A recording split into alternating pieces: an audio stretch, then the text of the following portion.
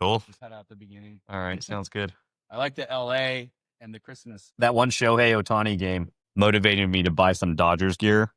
And I don't even watch baseball, dude. So, like, you know what? Yeah, but I saw mean, that you know, that go LA, historical right? game. Yeah, I was like, dude, I'm a total bandwagoner. I'm just gonna do You gotta it. get the blue cap though, bro. I know. Well, Wear I'm it trying to be backwards. subtle because I'm trying not to look like a poser. Mm. So this was kind of like, you know, borderline Dodgers fan. Yeah. So welcome. Here with my buddy Julian, my real estate buddy, cool, awesome guy with our podcast here. You can watch it all at brevorthomes.com. So he's back. happy to be We're back. pimping out the podcast studio a little more. So how you been, man? Busy. Yeah. Busy. Just Yeah. taking a Seems to lot be of your story. strays, a lot of stray bullets these days, and but realizing it's part of the job. And I signed up for this. It's crazy, but it's a lot of fun, man. Yeah. Working with the people, especially real estate, when people are dropping millions of dollars and it's serious stuff. Very much Yeah. so, man. And we're gonna get into some of that drama here a little bit later, about some of his experiences that he's currently juggling and some of his past. We'll have plenty of time to go over these stories. So, so for today, to start off, what I thought would be a fun topic, because I'm in the middle of construction that's been chaos. So I bought some land in Playa del Rey here in California about 5 years ago, and I've been stuck in planning for 4 years, over 4 years, to get my permits. Yeah. It's going to be a beautiful house. I mean, but the process can be brutal. But what I wanted to talk about was I bought land. So there was no house on it. It happened to be an undeveloped property that never had any, it's just dirt, right? I bought dirt. Yeah. And what I wanted to do was kind of do a comparison. If you are interested in building a custom home, a dream house, you know, what makes more sense, to live in your current place and get dirt, or to buy a property that has a tear down structure on it that you're basically paying for stuff you're going to take away. Yeah, right? That's right. And your property tax and your mortgage and all that's going to be based on your purchase price. Right. Right. So I did some scenarios, these are all generalized. Yeah. You know, obviously this is not going to be case by case, like locked in. I'm kind of basing it on my world. Mm-hmm. So I bought my land for close to 900 grand. It was about 875, which that's a lot of money. Yeah. But it's by the beach, and it's, you know, it's a cool property. And I've done builds in the past, but this particular property just happened to be dirt, which you don't find in LA very often, unless you're kind of in the outskirts somewhere. That's right. Yeah. Yeah. Like good dirt, well-located dirt, buildable dirt. Yeah. So, and in my mind, because this has taken so long, it's like, shit, should have, you know, bought a house that I could have rented during this time to offset some of the holding costs, right? And does that make sense to do that?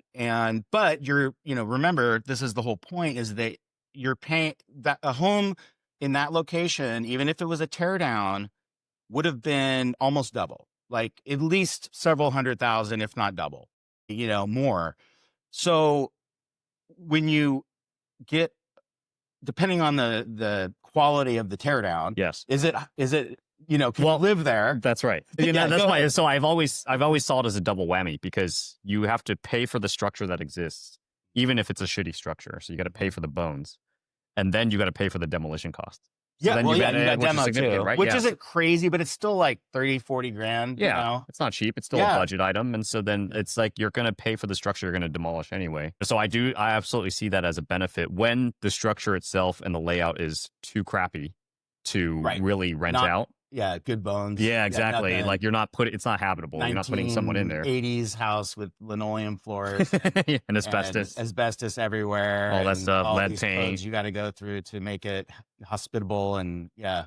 And so that's why, like, I definitely see your point. The questions that I would have for you, though, is, because I've recently experienced this as well, is financing.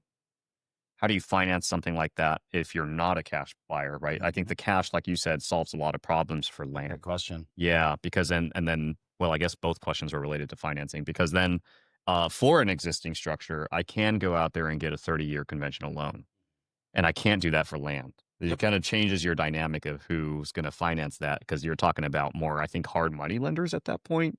So that's a question I have for you because you have experience in that. Because I can give you an example of something I faced very recently on vacant land, but that's been my challenge on like how do you overcome that? Okay, so that's a great question to start this off with. So Yeah. you're absolutely right. When you buy land, you basically have to go to a hard money lender for the most part. Your rates are going to be probably 5, 6 points higher, at least. You're looking at like 12, 13, 14% Oof. to get a dirt land loan, right? Yeah. So yes, that is a good con. But if you're a cash buyer, and then this isn't or a equities like stocks versus real estate, but there are benefits in lending if you're getting the right rate versus letting your cash sit Hmm. versus using your cash to buy something.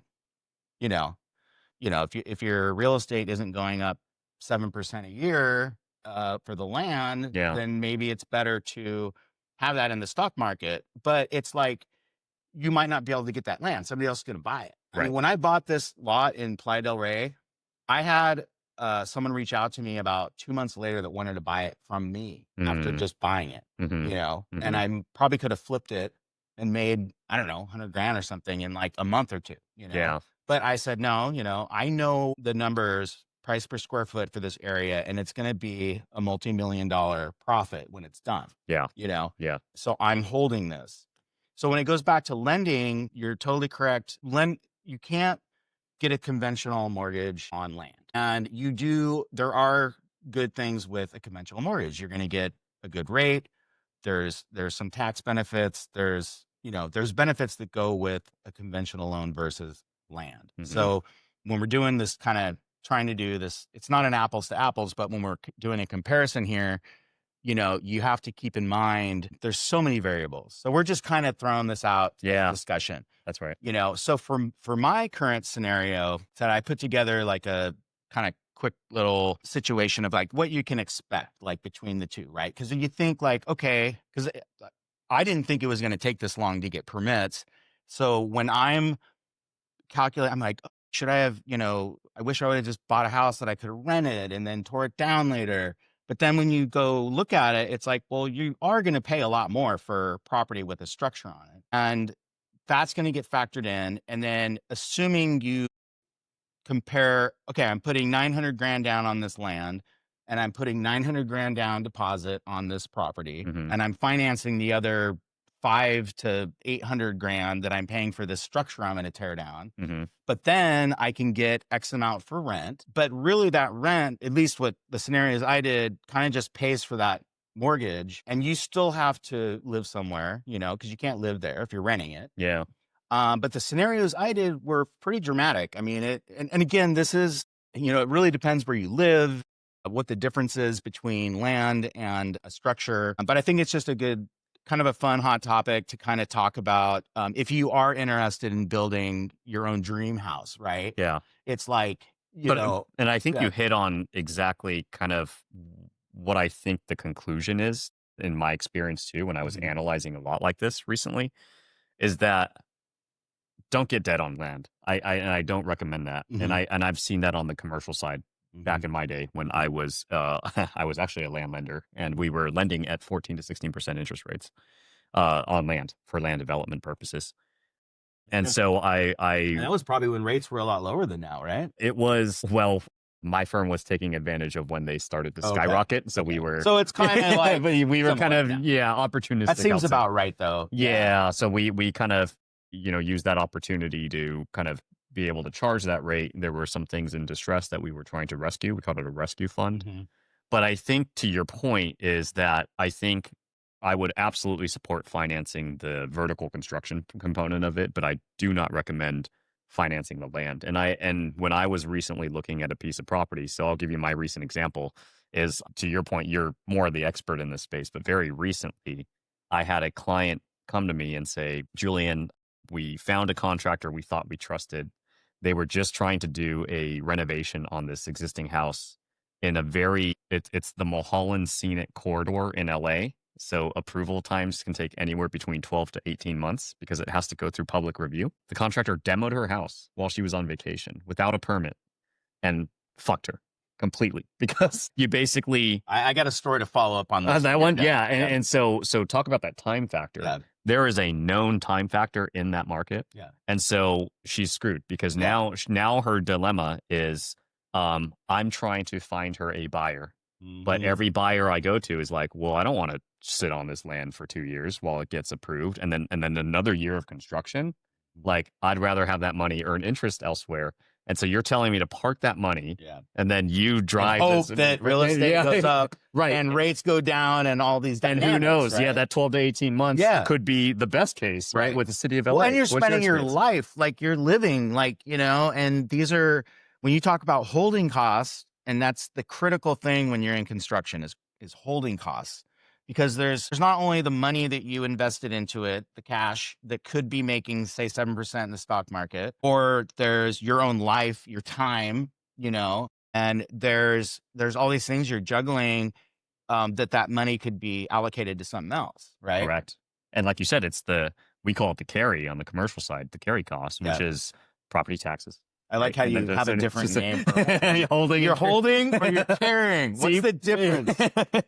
Holding it just sounds like, better. You know, for the everyday people, holding, you know, it does. Holding on for dear life. Just have to sound, this is going to work. PE people have to sound fancy, with the carry. That's hilarious. You know, and so, those are the things I think people tend to not think about. You know, those carry, the property taxes, insurance, those related costs. So the longer that duration, you're still bleeding additional, funds. And in addition to like foregoing potential opportunity cost of like stocks returns and things like that. And you nailed that too, so basically in California here, you end up paying, it's 1%, but it's basically 1.25% when it comes out, right?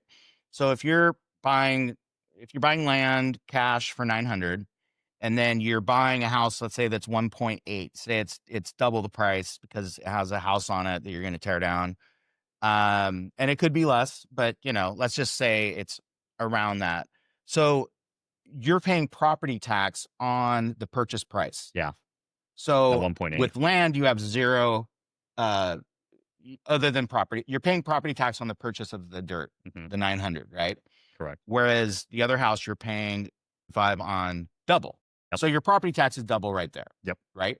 Then you have maintenance, right? Because you're maintaining a structure. That's right. So when you have renters, you're going to have to do some remodeling. You're going to have to put some new paint on or some new take your, like we talked about earlier, like asbestos, and make it legit. I mean, I know people bootleg stuff all the time, but if you want to be like, we're not those guys though. Yeah, but if you want to be like a legit, not get sued world, you're going to have to get that house up to par. And then the new tenants are going to have requests, right? They're going to say, oh, the plumbing broke, or, oh, this fridge doesn't work anymore, or update appliances, whatever, depending on how long you're going to have it. Maybe you're only going to have it for long enough for your architect. You do 1-year lease, you get stamps in a year or two, and boom, you're building. But maybe it's 5 years, maybe it's 8 years. And that's kind of where the scenarios will change. And correct me if I'm wrong, but you don't need insurance for vacant land, do you? Especially if you're cash. So you don't have do you have insurance that you have to pay for? Because like you can eliminate that cost as well, can't you? Yeah, well, it's kind of like, it's up to you. I mean, it's good to have insurance if somebody because dumps something on it or something. Yeah, or just falls and hurts themselves. That's the thing, is that my property is on a hillside, and it's a viewpoint. And this is something that we'll get into later when we get into working with the city government and the planning department. People are hiking on your site. Oh, they're just using it as a viewpoint. And I had to go through planning. I can't even tell you the battles, and you'll see this in future podcasts, the story of the process of this home. I've been battling this, as I mentioned, for years in planning. And I had a meeting a few months ago where I had to spend like $1,500 to mail out like 400 letters, and just to have this community meeting with planning. It was an online meeting, but it was required to go to the next step. Really? Yeah, I've been required because of the on district. I don't know if it's because it's Hillside. Yeah. It's LA City. It was required.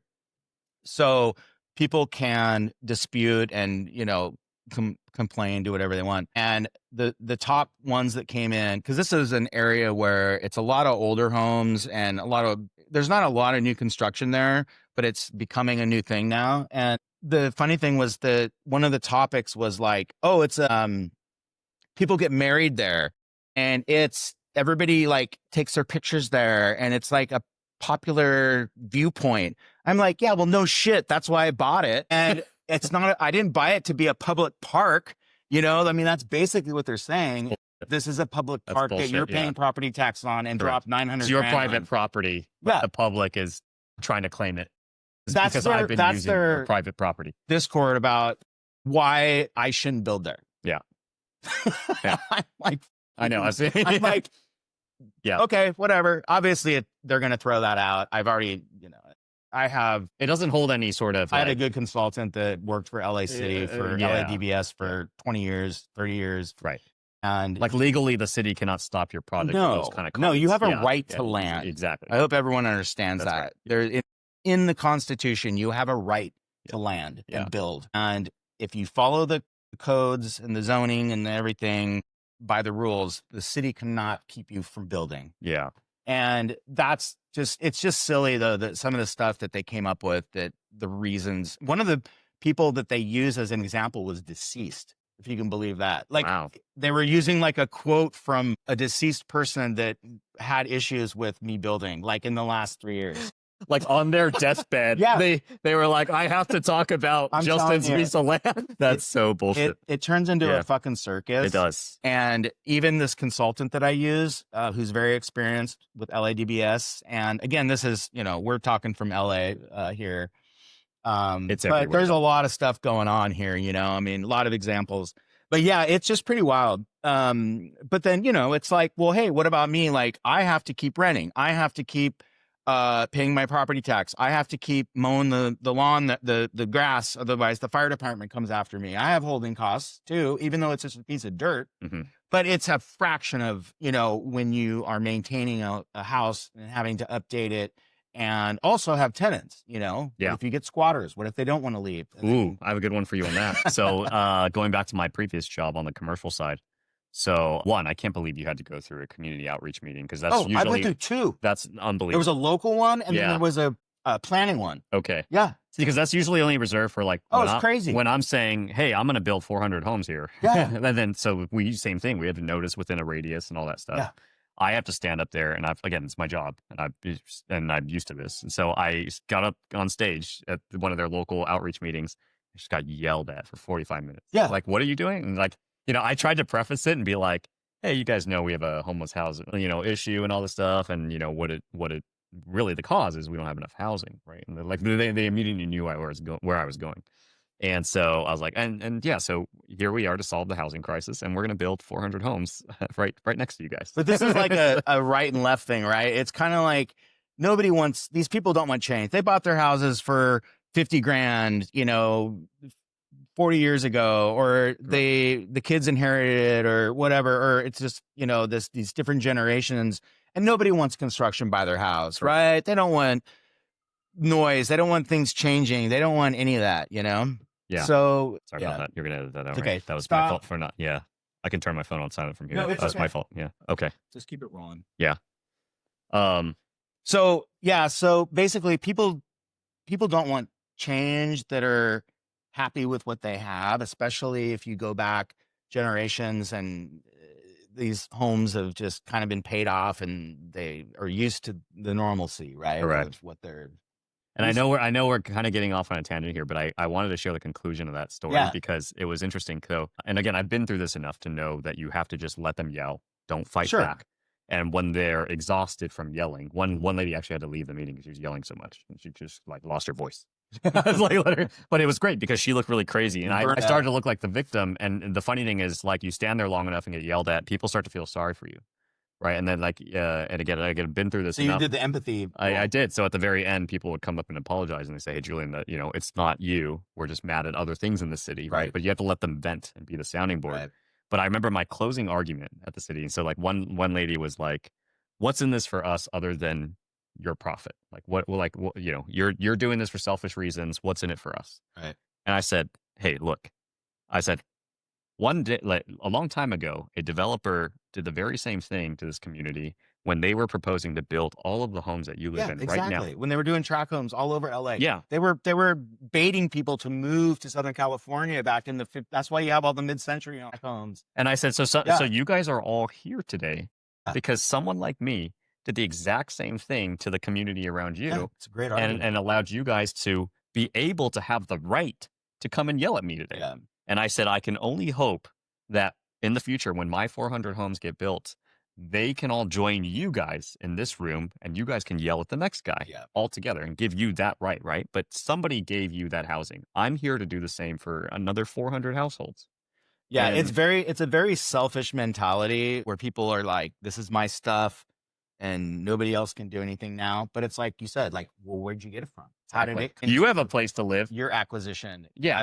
Why is it there? To do that, Correct. get there. And I had that with I call it the neighborhood mob. One of the community meetings I did, but it wasn't required, but it helped with my story for LA City Planning. Yeah. And I got approved and it was done. But there were a couple people that really liked me, you know, in my email. Cause I did go around even before I did the big mailer, I did a mailer before that. And people had my email address and stuff. And there were neighbors that actually asked me, they were really nice. Like some of my really close neighbors, like within a house away, were like excited that I was going to build there. Some people understand their property value is going to go up. It's going to benefit things.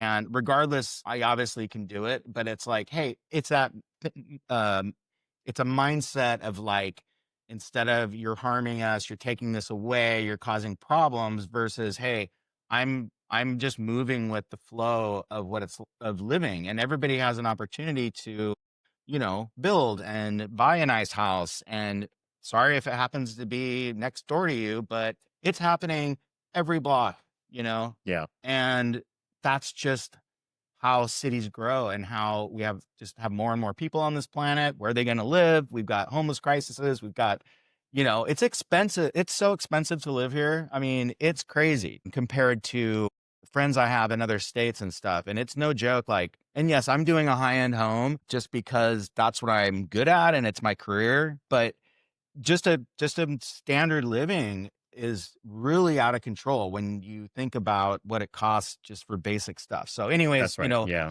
back to, you know, build from land to the topic. Yeah. Well, and the Just- reason I wanted yeah. to share that was because that was vacant land that I was up there speaking about. Right.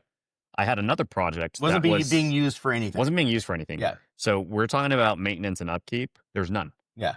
Now flip it to another site where we were redeveloping. Well, just fire. That's the only one. Fire. That's true. Yeah. And yeah, I'll be honest.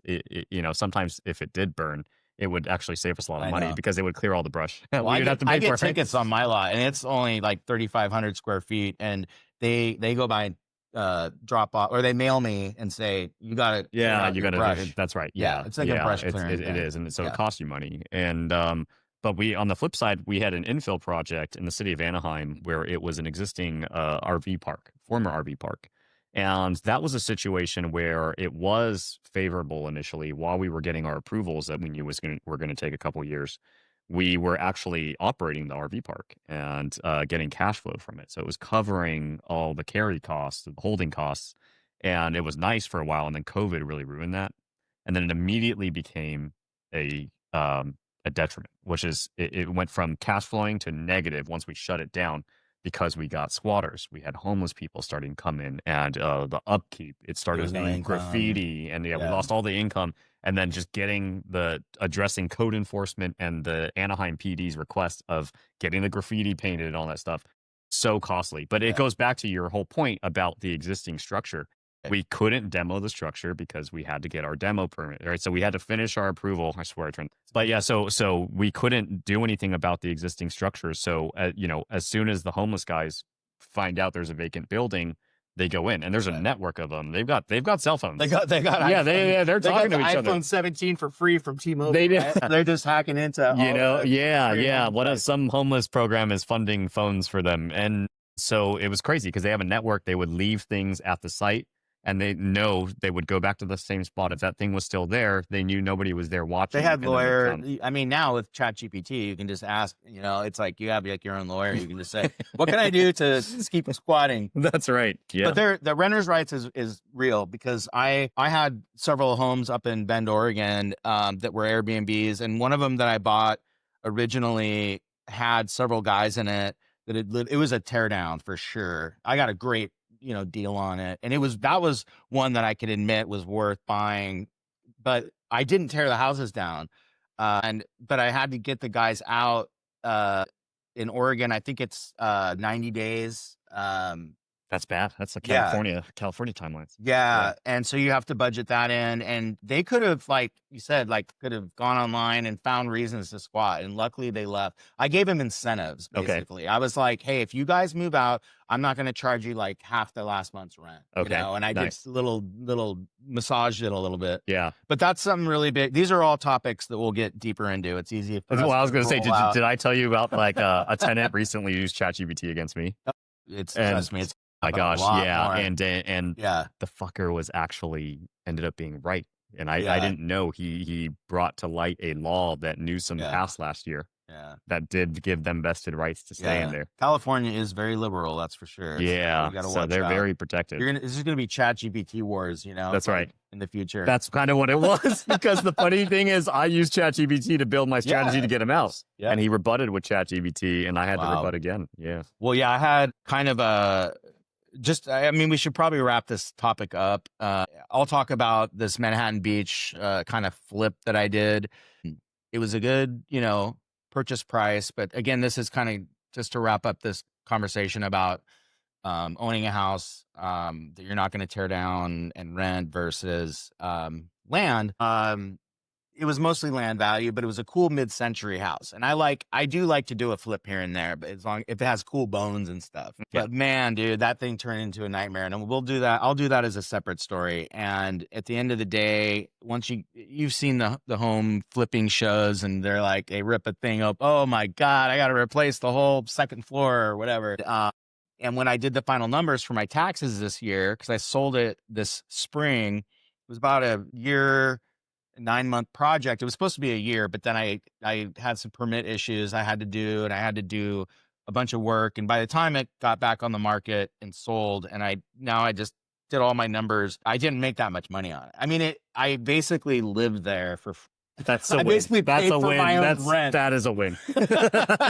So not have rent or mortgage. Yeah, that's I guess the thing is when I bought it, the lady was like adamant. She's like, and how I got picked was like, you can't tear it down because it was very land value. Most people would have just demoed it. Mm-hmm. That's why you don't see a lot of mid-century in the beach cities here, because they're these small structures on these nice lots, right? That's right. And so I told her I'm not going to tear it down, and I didn't, and I remodeled it. And but I guess that's my point. Like at the end of the day, I'm like, you know what? Like I probably could have just held it for like 3 years and relisted it and made like triple what I did remodeling the entire house. Yeah. So anyway, well, I think we'll sign off on that topic for now. And then we're going to dive into some of Julian's problems that he deals with as a realtor here real quick and see how many that problems. world is So dealing many with problems. the real estate world. Yeah. All right. Talk to you soon.